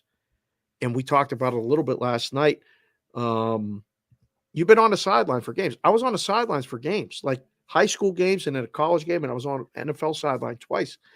As soon as the play started to run for the side that I was on, I was running like a bat out of hell away from all of it. 100%. Like, because you don't know how long they're running at light speed to destroy each other. They don't even know you're there. They're looking at the guy, and then they can't just stop. So you can't be sitting still. Run. That was no good. But Dom, you're always told. I don't know. You're always told. I've only been on sidelines for 2 NFL games and all SEC games. The NFL sidelines, they don't tell you anything. Like, you're on your own. In college football, they do tell you to keep your wits about you. They do say, "Hey, don't put your back to the field. Be always facing the field, because you don't know what's going to come at you if you're turned around." And I've seen what happens when you are turned around and you get clipped, and it's bad. These are big dudes with helmets and shoulder pads, and you get lit up. And that guy was probably 65 years old. He probably never will walk again the same after Alvin Kamara took his leg out. Yeah, you're going to walk with a limp, that's for sure. He's ouch. So we mentioned it a little bit earlier, but Niners and Detroit, both 9-3. Eagles still have the 1 seed. Right. Cowboys are in this too. Why are they? Okay, so you just put Detroit and San Francisco. Because they both won. Because they are. They both won. Because they won. Cowboys didn't play. Cowboys played on Thursday. And the Eagles lost. Who gets the 1 seed of those 4 teams? If I had to decide right now, I think we saw the NFC Championship last night in that game. It wasn't close. No, but it wasn't the right condition. Okay. It wasn't. The Eagles were set up for failure in that spot. They had that was a big. Yeah, like I said, they were going to lose one of those games they were playing. They weren't going to run the table on them. This is no way. But now we got Dallas hosting them this week. We were talking last night what was on. I was on Sports Grid with Wetzel and blew it, and the line was 2.5. And I said, I can't believe it's still under 3. Right. We wake up today, it's 3.5. So this is all going to set up perfectly for San Francisco's 10.5 at home against Seattle. They're going to be 10-3. Dallas right there. Detroit goes to Chicago, and they're only laying 3 or 3.5. I think Detroit below the other 3, right? I don't think Detroit's going to get the 1. No. But Cowboys are live. If they win this weekend, I think they could they can win the division very easily if they win this weekend. And get the 1 seed? Yeah, because I think the Eagles can get tired. And I think the Eagles, everyone's like, the Eagles schedule, they're going to run through it. And they might. I mean, it's possible, but they also might finish poorly. We've seen teams before like that get red hot and then finish poorly. I mean, they have to go to Dallas and to Seattle. They could lose both those games. The expert opinions of those of us in the brigade and those of us watching the show again. And if you are here, please hit the like button while you're here at some point. Don't be a bum. Hit the thumb. Thank you, Chef Benny. Roger Long comes with this one. Yep. Roger Long, senior member of the brigade in Indianapolis, which we'll get to in 1 second. Lions defense is pure shit. Sorry, Will. Yes, he's right. Although Hutchinson can play, though. I mean, they have a pass rush, but secondary-wise, they're not great. Can't be leading the game 21-0 and actually have the game come back. Right? In the old days, that's to the Saints. Peace out. See you later. Saints defense? Saints offense? Yeah. You're supposed to put that team away. Yeah. By middle of the third quarter, they're playing their backups because it's 42-17 and nobody wants to play no more. Right. How about this? The Patriots lost 6-0 to the Chargers. They were 5.5-point dogs. They lost 10-7 and 10-6 their 2 previous games. Patriots became the first team to lose 3 straight games when allowing 10 or fewer points in each of them since 1938 when the Cardinals did it in 4 games in a row. You would mark that 1938 is well before, 22 years before the merger, by the way, when the NFL started keeping track of actual records in 1960. That blue almost matches your blue. Almost. A little lighter. Nicer lighter. Blue. I like your mine's teal. Yours is blue. Yeah. Chargers, if you bet the Patriots yesterday, I feel for you. couldn't even muster a field goal. Tank. And then what the hell's happening this weekend with the Steelers, who lose Kenny Pickett for several weeks? Wait, are we done with it? Is that it for the Patriots? Well, because Patriots and Steelers play Thursday, so we can talk about them both simultaneously because they're both inept. Okay. They're both they both are offensively horrific. Total's 31.5 for Thursday. Iowa, Michigan had a higher total, by the way, than Patriots Steelers. I was getting texts this morning, a couple guys in Pittsburgh, Shep, the barber, a couple people were like, have you seen the Steeler total? And they were like, should I bet under 31.5? I said, you should do it right now. Yes. Stop texting me and bet it now because it's going down. And then one guy was like, really? And I said, yes. What's the lowest you've ever seen? Well, I was going to reach out to Ralph after the show, but I mean, somebody can Google it and put it in the chat. I don't remember seeing an NFL total this low. I really don't. I'm not even trying to be funny. 31 like that. I 31? Really don't know. An NFL game, 31? I don't think I've ever seen it below that. 32.5 is the number that comes in my head. The Steelers played the Dolphins in an absolute terrible rainstorm. We were in the book, and I remember the total dropping below 34 to 33.5 and 33, going, they may have to cancel this game. And the game finished 3-0. Oh. It finished 3-0. It was the worst conditions I think I've ever seen for, it wasn't snow, it was rain. Punts were sticking like a moist green. The balls were plugging if they weren't caught. Refs had to go dig it out of the mud. The irony in the game on Thursday with the Patriots and the Steelers is weather's not even going to be a factor. Zappy versus Trubisky. Zappy versus Trubisky. So here's my question, because this is the stat, right? Oh, God. Do the Patriots score more than 7 points? No. Do the Steelers score more than 10 points? I don't think so. So 10-7's the final? 10-7, 17 points, bet under 20, go alt total under 20? Steelers may get 2 touchdowns. But maybe not, because Trubisky's going to lead 2 touchdown drives. That would be something to see. The defense is going to score 1. Oh, okay. I could see it. Right? Is Watt playing? Better be. Hurt his ankle. Oh, man. I need the Steelers to win 9 games. Oh, how low was the total in the windstorm in the Bills-Pats game? Remember that one? Just up in, was that in Buffalo? Oh, I do remember when the Patriots ran the ball every single play. Yep. I do remember that game. Yep. That was not that long ago. Nope. We'll find out. I mean, I guarantee you by tomorrow, this will be everywhere. Roger Long just came in the chat and said he remembers 30.5 on the 85 Bears. I was going to ask Roger Long if he remembers the Chicago Cardinals run from that stat that we just posted from 1938. What did I say? What? That's just mean. Hey, I'm just having fun with the boys. Mean. My gotta gosh. give Roger a shout 1938 Chicago Cardinals. He was in high school then or something like that. All right, tonight, Jaguars are laying 10. You comfortable laying 10? Told you what I'm comfortable with this game. We're comfortable money line. With one thing. Jags win. America's team for our man Emerson Lazia. Go. Just win. Jaguars. Just win. Just win, baby. Are you going to watch this game? I'm not watching this game. There's a lot going on. I'll watch a couple of minutes of it, I think, but I'm watching basketball tonight. Yeah, we got basketball we got to talk about. We definitely have to.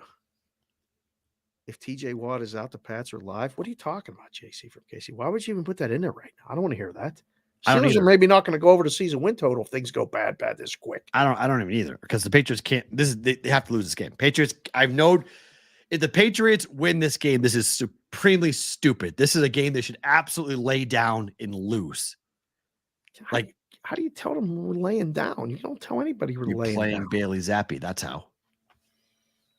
Their receiving core is so bad. This is the worst offense I've ever seen for the Patriots. Ramondre Stevenson got hurt. Patriots, bet the Patriots team total under. It's going to be like Michigan, Iowa. Patriots are not scoring.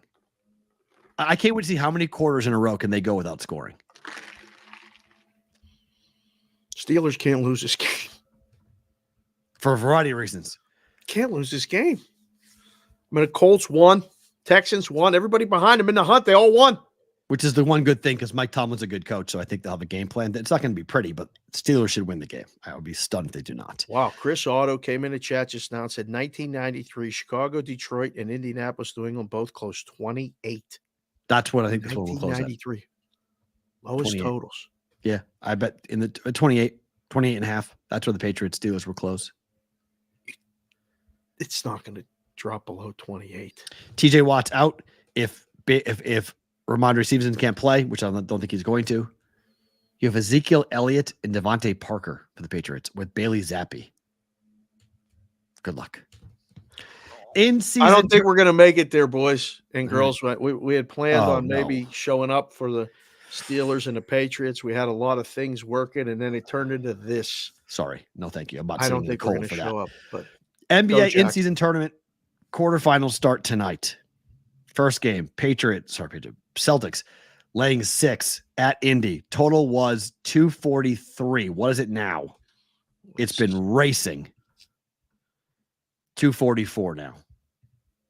I have 4 points of CLV in this game. I pulled a U. What? Well, we were talking about it last night. You bet it? You know what? Good job. I'm going to pull a move here myself. And I have over 241. I have over 240 and a half. I beat you. Yeah. I have a better number than you. So I have over 241. You have to bet this game. I mean, I would still bet over 243. I still would bet it. The side's the question. Can Boston win by more than 6? I wouldn't be in a hurry to lay that. I would. Blowout? Boston showed they care. Okay? The Celtics showed that they cared. Halliburton may not play on top of that. Oh, well, we got to know. So Boston, by scoring as many as they did against Chicago to win by more than 23 points to get into this thing, they're not going to come out and lay down. They actually want to win this thing. They didn't have to do that. They wanted to play in this quarterfinal. They're going to Indy. They win this game. They go to Vegas. Indy plays no defense. None. This might be in-game, might be at some point 279, 280. If it starts fast, they're going to jump this number up by 5s. Well, it's going to start fast. It's Celtics first half, team total over. All of those. I on the Jews, I talked about it. First half, Celtics minus 3.5. First half, team total Boston over. First half over both teams. Game over. Boston minus 5. I have a better number than what it is now with 6. 4:30 start. I'll be on the radio with Carver at 5. Yeah, Halliburton's an eye on this. I'm going to watch this first half instead of the Jacksonville-Cincy first half. Halliburton game time decision tonight. We'll see what happens. He gonna play. He gotta play. I hope he plays. Be good for the over if he plays. Right? Doesn't matter for the side in my mind if he plays or not. If they're going to play this like I think they're going to. Yep. They're going to go there. You're going to get their effort. You're going to get an A effort out of Boston tonight, which is bad news for Indy. I think you get an A effort from Indy too. That's great. Boston defensively can handle them. What do they score? 110? 115? It's probably like 140 to 128. 140 to 128. You think Boston's giving up 128 points? I think it turns into that type of game. Most points Boston has surrendered so far this season happened in their last game against the Sixers when they gave up 119. That's the high of the year. I think you rolled a ball out and tell the Celtics, we got to put up 140 tonight, boys. Let's go. To give you an idea, the last time Boston played Indianapolis was in Boston. Do you remember the game? This season? This season. I don't. Tell me. 155-104. They put up 150. They put up 155 on them at home. Okay? If Boston is focused tonight, if they care about this, Damn, they already beat them by 45 at home. Oh my Okay. goodness. They're going to blow their fucking doors off tonight if they want to. Okay. If they want to, they are going to eviscerate the Pacers. If they want to. Now, I don't know if they want to, but if they want to, this game should not be close. This game should be double digits for Boston. Put it in the chat. Boston -6, Indy +6. We got a lot of Indianapolis people, not just Roger, just Addison. There's a lot of people that watch this show. 52% say 52% Green Bay makes the playoffs. 52% said Green Bay. Yes. Yes. Wow. Thought it would be higher. -215. JC from KC with more positive news. For what it's worth, the Steelers are on an 0-9 ATS streak when they're favorites of 3 points or more. It's the number one team that you'd want to play. Celtics -6, yes or no? So a no vote would be a Pacers cover. Yes. Vote. Pacers are not covering. Pacers are covering. They're not covering. Better to book it. I say Pacers plus the points. You want the over. Yeah, I need the Pacers to cover. I need them to keep scoring. Favored and over, Mr. Bookmaker. What do you always say? No, not with this total. Dog and under? Dog and over? If the Pacers don't cover, this could be a blowout. We don't get there. 130 to 110. Boston's going to score 135 minimum tonight. Right. Minimum. So Pacers better get that 120. 105, 135 is perfect. We're good. We cover. Or 130, 106. I cover. You sort of you. 135, 106. Why wouldn't some people be able to see the options on the poll? Do we know? I have no idea. Justin Simpson just came in and said, I feel like the polls want me to take YouTube off dark mode. I can't see the options. I mean, just the polls at the top of the chat. Just click it. Yeah. Is he online? Is he on a browser or is he on a phone? I don't know, Justin. So I don't know. You're on a phone, right? I'm on a phone. It pops right up. I vote and then it goes up to the top. So I don't know. You don't know. The other game tonight is Sacramento laying 3 to New Orleans. Interesting game. Great game. Fun game. It's open 4.5. It's down to 3. Yeah, see, like the kids and stuff, they'll be watching either Christmas movies have started and all this other stuff. I'll come running downstairs after we finish the show. Well, we got a call and stuff later. But after all of that, I'll be like, hey, I want to watch the basketball game. It's just Sacramento and the Pelicans. It'll be interesting. And the kids will be looking at me like, look, Elf is on. Leave me alone. I'm not watching it. Frozen, some Olaf story. So it's nonstop.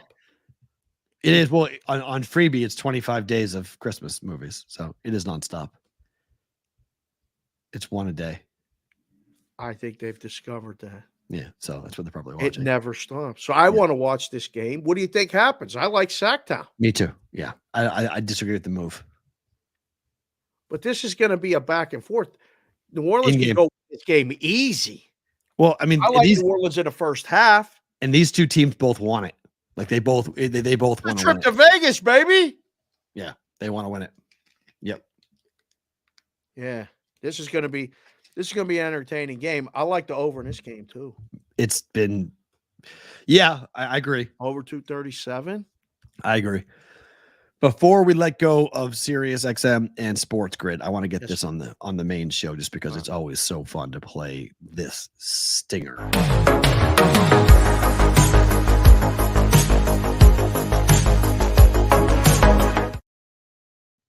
All right, baseball winter meetings have begun today in Nashville. All eyes are on Ohtani. Mm-hmm. According to reports out of Nashville, we are down to 6 teams. 6.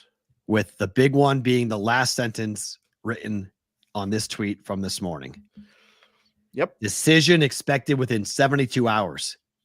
How about that? Dodgers, Cubs, Blue Jays, Angels, Giants, and the Braves all of a sudden look like a serious player. Wasn't really ready for the Braves to be a serious player in all of this. I would agree. They kind of came out of nowhere. Well, I mean, it makes sense, but geez, you want to talk about shifting the power. The Braves are already one of the best teams, best young teams. Stick that bat in that lineup. Oh boy. I mean, all the Philly love goes away. He's in the East Coast time zone. He's down south. like, look at this, okay? Lordy. Like, which team's odds move the most if Ohtani goes? Well, the Dodgers moves the least. Okay. The Braves are same. Like they're already favorites. How much lower can they go? They move very little. The Angels unbelievably don't move at all because he's been on the Angels. Okay. So they don't have help. I think the Blue Jays probably would be the one. They have the best pitching staff, tremendous young lineup, makes them the favorite to win that division, puts them in the top 2 or 3 choices to win the American League, which would then put them in the top 5 or 6 to win the World Series. He's So going that to list- the Dodgers, right? I mean, like, What? he's going to the Dodgers. No, I don't think so. I think so. I do. Where is he going then? That's the easy move. And that's why that's oftentimes the easiest is the move. San Francisco. Why are the Mariners not on that list? It's a great question. They don't want to The spend. Mariners should be talking like that. Maybe Mariners, it's all smokescreen for the Red Mariners. Sox, Yankees, Mets. 4 teams. I am stunned. They are not on the He's list. not a New York guy. Not everybody's a New York guy. I love that. Oh, I don't know. It's remarkable. Yeah. Can you Right. imagine if he goes to the Giants? We restore that. He should go to the Rivalry. Giants. I would love to, but I don't think he wants to go to the Oh. Giants. I don't think the weather. I think the weather's a problem there. It's not that bad. I think he likes the weather in California. Well, who doesn't? So- People that don't like. You want to go to nice weather. 72? You want to go to 72 and cloudy every day? Because that's what Oakland is. That's what San Fran is. I mean, there's a lot of sunshine there. Not No, the same. no. as Southern California. There's a but marine layer every single day. very comfortable. It is Good very for the comfortable. skin. Yes, it's very Good comfortable. for the Yes, skin. that's fine, but it's not like a vacation spot like Los Angeles. No. Toronto would be a monster, I think, internationally. Ain't happening. Plays indoors. It's not happening. Just get him a room at the Sky Dome. The guy don't even have to leave. Ain't happening. Go Sorry. upstairs, go to sleep, come downstairs. We go on the road, bring you right back. Man, I just can't believe that announcement might happen soon. It's crazy. winter meetings are back. Right? Like, I mean, this is always one of my favorite times of the year. Because of the speculation and different things. Oh, well, I mean, there's so many trades that we're not going to talk about right now because they're so minor compared to like, Right. the other big, but like there's been a million trades already. Players moving around, draft picks being exchanged. But it all comes down to what Ohtani is doing. And then after him, it's Yomoto. And so that's teams want to know what Ohtani is doing before they go after Yomoto and pay the posting fee for that Japanese pitcher who wants to come on over. And then after that, oh, by the way, it's only Blake Snell, the Cy Young winner, who was sitting there available. Like he has to wait for 2 other Wait, players. is there a link between Yamamoto and Ohtani? No. Well, there could be because I mean they're both from Japan, but it's more the pecking order of money to spend. Oh. Because you're gonna have to give $100 million to get Yamamoto. The posting fee is gonna be like $50 million, and you gotta pay the guy 50. So there's everybody wants to know who is getting Ohtani, so I don't keep my cash. I can go spend it somewhere else. So in the first option, Red Sox, Yankees, Mets, they're all in on Yomoto. That's who they want. They're letting Ohtani go. They think he's injury prone, he's too expensive, and they don't buy that he's going to be worth the money in the long term. So he's going to go to one of those teams, I think the Dodgers.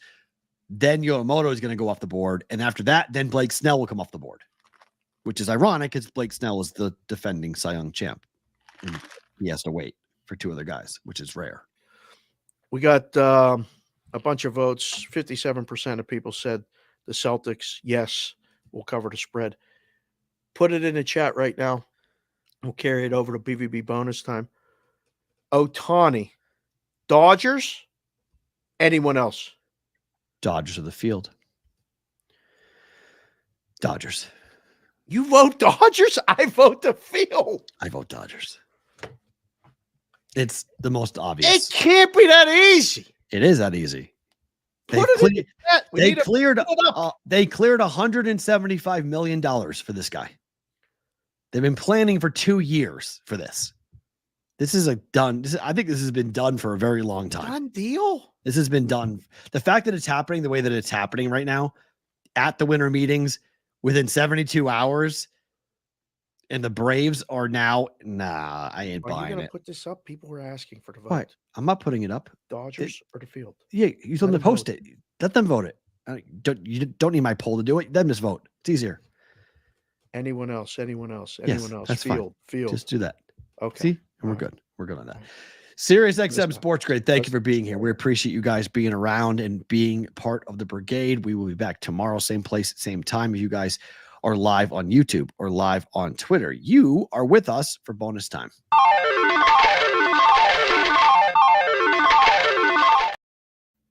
All right. Only one college basketball game worth really talking about. Right. Purdue, Iowa. Over to? It's going down. I know. It was 162, 164. Now it's 162. It's going down. I'm not watching a second of this game. I have no interest in this game at all. Oh, there goes the Purdue sponsorship. No. Damn it. Sorry. No. So, Boiler up. You want to lay 13.5 points? They're going to run them out the gym, aren't they? Tough to do with Iowa. I mean, they can score with everybody. Boy, there's some real challenges. If you're looking today, you got the other games on deck today. Furman is at Arkansas. Arkansas State is at Alabama. That's only 24.5. San Jose State is at North Dakota State. And Cal Poly Slow is at Oregon State. And for the extra game, you have Maryland Eastern Shore against East Carolina. It's a good night to maybe not watch some college basketball. Amen. Phil, the Battle of Pennsylvania is tonight, though, in the NHL. How about this number? Pittsburgh is favored on the road at Philly. After losing at home and being minus 160 to the Flyers on Saturday, like our boy Dubsy says. A lot of times the betting narrative is the other team will win. I don't know. Leading Flyers. And keep an eye on this one. It starts at 4. Dallas, Tampa, same line. Road favorite, minus 120, same total. Wasn't this the opposite matchup the other way? Didn't Tampa just play Dallas? I believe it was. Hold on. Play Dallas. Dallas just played Tampa. Yep, 8-1. They won. Bounce back, right? 8-1. Yeah, this is the bounce back. Lightning Maybe. win. That's why this number. How in the world do you bet Lightning? Tough. Over, though. That's why they win. 6.5, though. Bet the Over. Over the St. Louis at Vegas tonight, late night. I have 2 bets on this game and better to book it. Under the? Yep. Do the first period too. You could, you want to, but the Bennington in St. Louis is no bueno in the first period. No, very big sweat. It's tough. It would be very nervous with that one. You can do it, but I don't want to do it. They're 7-3 to a first period over their last 10. Right. Can't do it. Looked at it. I was like, I'm not going to do that. Right. Oy. 2 ways of betting that. You can bet in regulation, Vegas, or you can bet puck line for plus money. Right. I like the plus money. I'm taking a crack at the plus money tonight. We'll do that. Regulation? Nope. Regulation's juice. Puck line is plus money. Okay. More on these games and more in Better to Book It.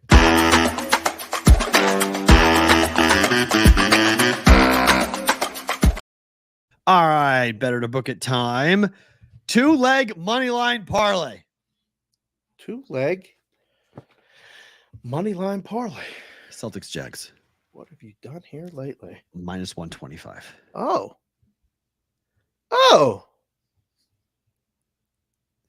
Season Jays parlay. If you put this on the Jags, I'm not going to talk to you for the rest of the week. I'm not putting anything on the Jags. Why would you involve them in Better to Book It? You know what's at stake. Because I can bet whatever the hell I want. Goodness gracious. I don't believe in your dumb, stupid Malloy We got crap. guys. Like, there's only Yeah, and How he many picked it people first. Left. 54 left. He picked it, not me. Goodness. Thank you. This I better appreciate the power you think that I have. It's This phenomenal. better win. I appreciate it. I'm laying a money line price on a minus 10-point favorite. If the 10-point favorite blows it, it ain't my fault.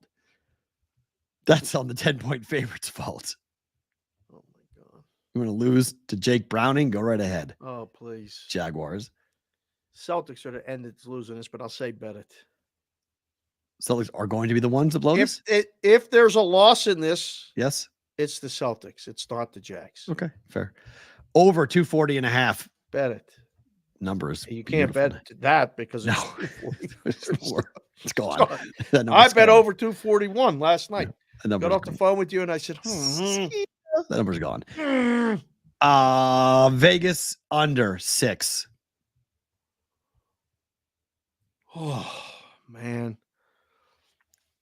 This looks too damn easy. Not too. I mean, Vegas is St. Louis is 4-1 to the under in their last 5 road games. Vegas is 4-1 to the under in the last 5 home games. Bet it. It's not, by the way, it's most likely not going to be Hill. It's going to be Logan Thompson, which is good because his goals against average is 1.8 at home. Is it Bennington for the Blues? Yes. Okay. That's why I'm betting this. Good goaltender versus not good goaltender. I can't just say bet everything. It doesn't happen that often. So I will say book this one. Bet it in regulation. They'll win by 1. Possible, but 4-1, 4-1 last 2 games for Vegas. Yeah, it's good to be home. You can tell. It's good to be home. They're getting a lead. They've tightened things up defensively. Less shots on goals. That road trip up Western Canada is brutal. It's a great equalizer. Tough. Yep. Tough. Super chat questions. Let's start with Dave's daily picks. I have Washington at 13-1 and Michigan plus 240. Oh, any hedge ideas? Nice. We'll bet the Bama. No. Yeah, you have to bet Bama.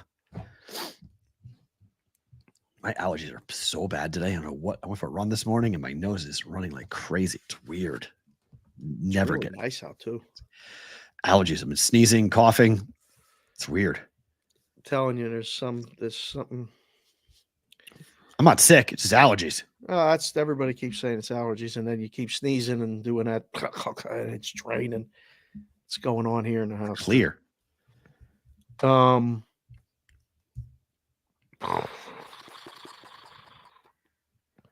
I think you got to just bet the Bama scenarios right now. You don't have to do anything right now. Nothing's changing in the next couple days.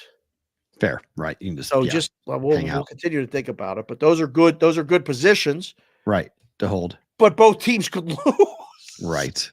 You can't have got it this far and get them great prices and not have the just in case thing. Yeah, Vegas on the puck line is the bet, but Chris Otto says 6 is the number. I'm passing. I don't blame you for passing. Yeah, but I think Vegas. I don't think Vegas scores 5. That's the question. I think St. Louis scores 1. JPC the 4th. Orlovsky made a huge error. Shocker. Yes. Matt, stop underestimating Washington and check Bo's jersey. Oh, Bo who? Bo Nix? Bo who?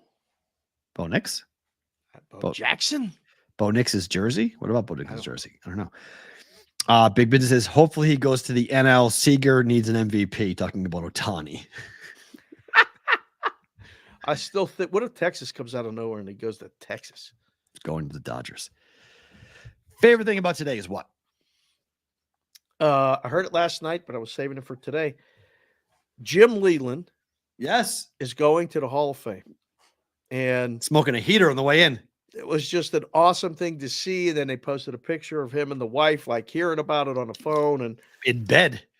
My first time ever. Weird picture. It was, yeah. Well, I mean, title shots. I mean, he's going to the Hall of Fame. That's a title shot, even at 74.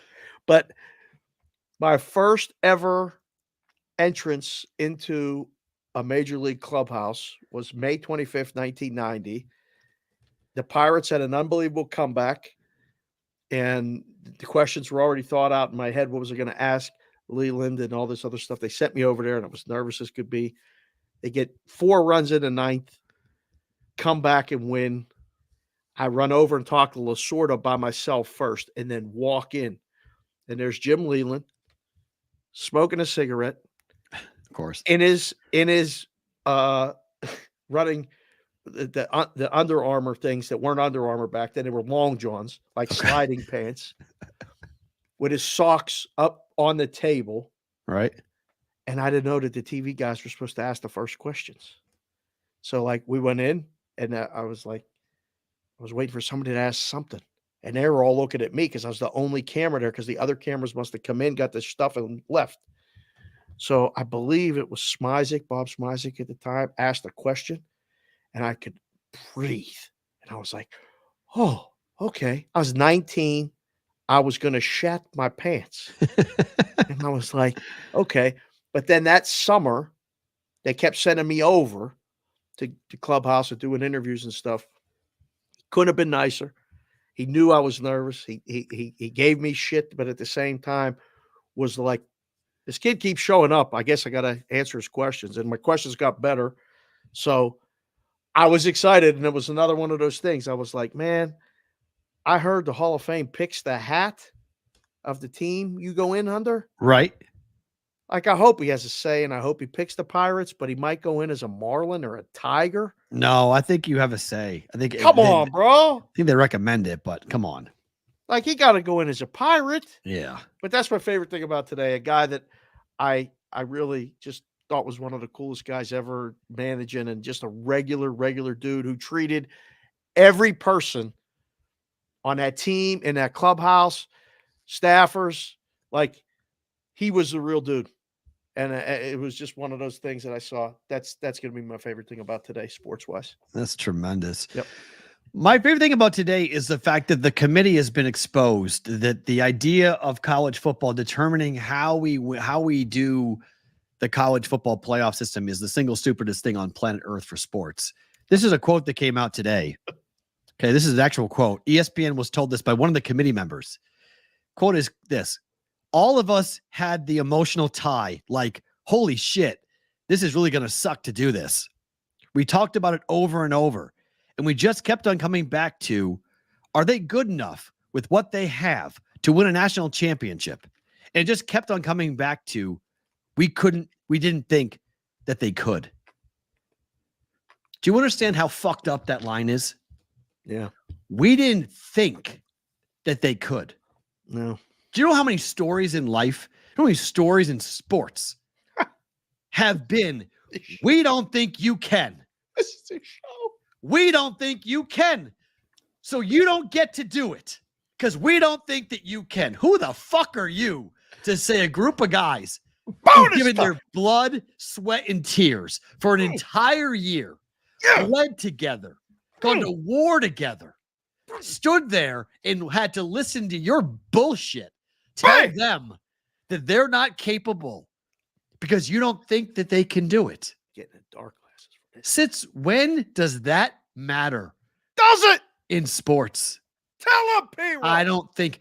Oregon was a 9.5-point favorite, according to those who had a thought on it. Mm-hmm. Oregon's going to kill Washington. Mm-hmm. What happened? Washington won. Yes, they did. That's sports. Yeah. We don't play this thing in hypothetical. We don't play this thing in conference rooms at a Best Western in some fucking tiny town somewhere. On the We field. we play the games. On We the actually field. find out, are you better on this day? Maybe not every day. Maybe 1,000 games get played, but on that one day, you're better than the guy across from you. We love David versus Goliath. We love this. This is what we do in sports, in life. We love the little guy beating the big guy. Give him a goddamn chance. What the fuck are we doing? This is the whole idea. That line just makes my blood boil. Ooh. We kept on talking about it over and over. We just kept coming back to, are they good enough? This is Florida State. Are they good enough with what they have to win a national championship? And it just kept coming back to, we didn't think they could. Yeah. This can never happen again. It won't, because we're going to 12. All right. But the idea, there needs to be automatic qualifiers. This has to, and there's not, by the way, just so you know, the 12 next year, there are no automatic qualifiers. There's a preferential treatment being placed upon conference champions, but there's no automatic. So if Iowa next year were in the same situation and they beat Michigan, Iowa could still be left out and say, you know what? You're just not good enough, Iowa. Sorry. You won the Big Ten, but sorry. The West sucked. You guys have no quarterback. You can't play. You got hot for a day. Congratulations. Now, we don't think you can win 3 more games, so you're not getting into the 12. That can't happen. No. It can. It should never. Automatic. You win a game, you win a conference, you win the automatic bid. We do it in basketball all the time, and the magic of the NCAA tournament is the team that came out of nowhere. Right. Where did they come from? Where did they go? Wow. How did they do this? Unfortunately, they never win it all. They don't need to win it all. They don't. You need to They win by showing up and show that you're capable of doing it. You've earned the right to be there, and you continue to show up. It's the theme of this show. It's the theme of everything. You and I exist with all these people. Thank God you guys keep showing up because we keep showing up. They've showed up, and they got told, what was the line? We just didn't think they were good enough. They could do it. We didn't think they could do it. We didn't think they could win. Even though Ohio State did it, by the way. Cardell Jones did it. We've seen it before. It's happened, but Florida State's not Ohio State, so they can't. Sorry, Mike Norvell's not a big enough name, so he can't get in. You put him at 4, you cowards. You put him at 4. You were praying. You went to the blackjack table and you thought you were all set. You were sitting pretty at 20. You thought you were good. The dealer flipped over 21 and you went, oh no. The oh shit moment came when you realized Louisville wasn't going to do your dirty work for you. He threw that 3rd pick in the end zone. That's what it is. I was literally sitting there waiting to bet live and get out of the bet. I was many times. I was sitting there going, it was minus 115. I'm like, if they scored, I'm going to get plus money. Money. And then the kid threw that damn pick. It's locked. It's locked. Look up. It's a pick in the end zone. What? Didn't even get a chance to tie the game. So bad. That was awful. Almost as bad as what the committee has done to Florida State. Thank you guys for being here. We appreciate every single one of you. You have no idea. Hit the like button, subscribe button. Please. As always, if you guys need a direct link to get our podcast on Apple, it's very simple to do so. Get your camera phone out, point it at that QR code. It'll take you right to Apple Podcasts where you can subscribe and you'll never miss a single second of BvB. Take it with you on the road, wherever you go, audio-wise, as well as watching the show each and every day. He is Dave. I am Matt. We are back tomorrow for a Tuesdays, hopefully with a Jaguars win. BvB. Not tonight.